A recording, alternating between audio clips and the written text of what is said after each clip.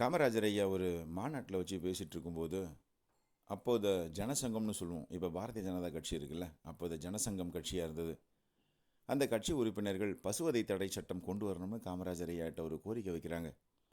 அப்போ காமராஜர் ஐயா, மனுஷங்களுக்கு இருக்கிற பிரச்சனையே இங்கே என்னால் தீர்க்க முடியலன்னே, ஆடு மாடுகளுக்குள்ள பிரச்சனையெல்லாம் பொறுமையாக பார்த்துக்கலான்னே அப்படின்னு சொன்னார். ஆனால் காமராஜர் ஐயா இதை எந்த ஒரு உள்நோக்கத்தோடையும் மத சார்பற்ற தன்மையோடையும் சொல்லலை.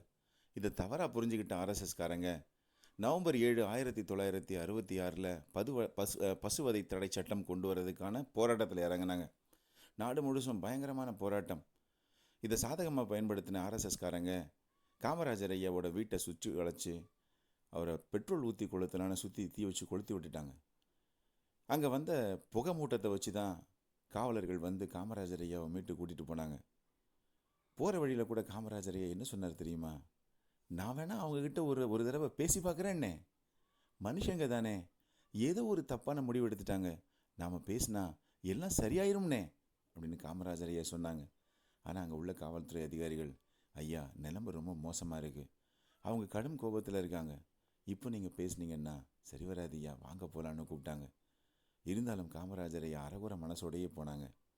காமராஜர் ஐயா யாருக்குமே தீங்கு செய்யலைன்னு ஆர்எஸ்எஸ் கட்சிக்காரங்க ஒரு காலத்தில் உணர்ந்தாங்க. ஆனால் என்ன பயன்?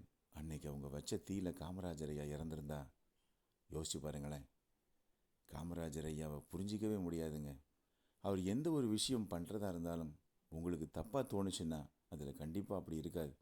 அதுக்கு பின்னாடி ஏதாவது உண்மை இருக்கும். காமராஜர் ஐயா ஒரு சிறு விலங்குகளையோ அல்லது சிறு பூச்சியை கூட துன்பப்படுத்தணும்னு நினச்சதில்லை. தமிழக மக்களுக்காகவே வாழ்ந்தார். தன்னோட சொந்தத்தை அத்தனையும் விட்டுட்டு தனியாக வந்து வாழ்ந்தார். காமராஜர் ஐயா என்றுமே தொட முடியாத சிகரத்தில்